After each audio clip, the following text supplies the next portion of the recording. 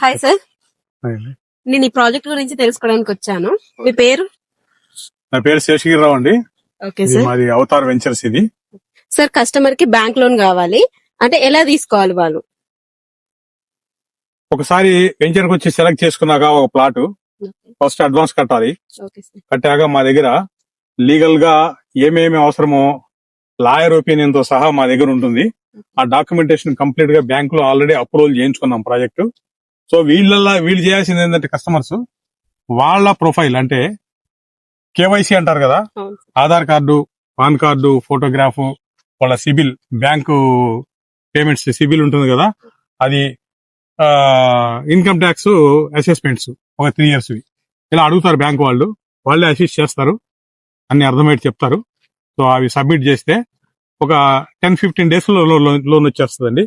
మీరు 5 years నుంచి 20 years వరకు ఇన్స్టాల్మెంట్ పెట్టుకోవచ్చు. అయితే మీ శాలరీ కెపాసిటీ, మీ ఇన్కమ్ కెపాసిటీని బట్టి వాళ్ళు ఎంత లోన్ అనేది డిసైడ్ చేస్తారు. మీరు తిరిగి కట్టే ఇది మీకు ఉందా లేదా అని చూడాలి కదా వాళ్ళు. అలా చూసుకొని ఎంత కావాలని ఇస్తారు.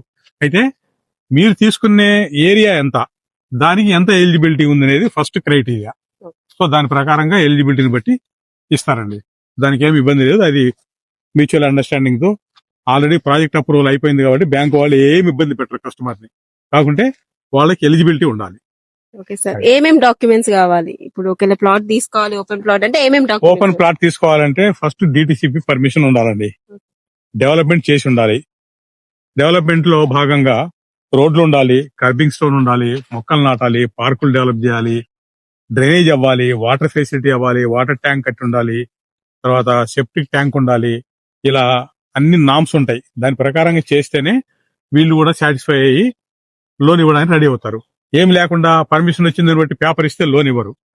ఆ డిటిసిపి పర్మిషన్ తో పాటు రెరా పర్మిషన్ కూడా తీసుకోవాలి. రెరా అంటే మీకు తెలుసు కదా, తెలంగాణ గవర్నమెంట్ పెట్టింది రియల్ ఎస్టేట్ రెగ్యులేట్ అథారిటీ అని. వాళ్ళ దగ్గర నుంచి కూడా మనం అప్రూవల్ తీసుకుంటే అవి 2 కనుకుంటే బ్యాంక్ వాళ్ళు ఈజీగా లోన్ ఇచ్చేస్తారు. ఇక ఇవి 2 సరిపోతాయా, ఇంకేం లేకున్నా పర్వాలేదా అంటే దాని వెనక చాలా రెవెన్యూ రికార్డు ఉంటుంది. 1954 నుంచి మొత్తం రెవెన్యూ రికార్డు చెక్ చేసుకోవాలి. అదంతా మనం సబ్మిట్ చేస్తాము. సర్టిఫైడ్ తీసుకున్నాం మనము తహసీల్దార్ ఆఫీస్ నుంచి. వాటికి ఏమి ఇబ్బంది లేదు. ఇదంతా మా బాధ్యత. కస్టమర్ చేయాల్సింది ఏంటంటే తన కేవైసీ కరెక్ట్ గా ఉందా లేదా చూసుకోవాలి. మిగిలినవన్నీ మేము ప్రొవైడ్ చేస్తాం. అదండి. వచ్చి మా వెంచర్ చూసి దీని ప్రమోషన్ కోసం మీరు వీడియో చేస్తున్నది చాలా సంతోషం. అలాగే మా తరఫున ఎవరికైనా చెప్పి మా వెంచర్ కూడా ప్రమోట్ చేయండి. తప్పకుండా సార్, తప్పకుండా. Thank you sir.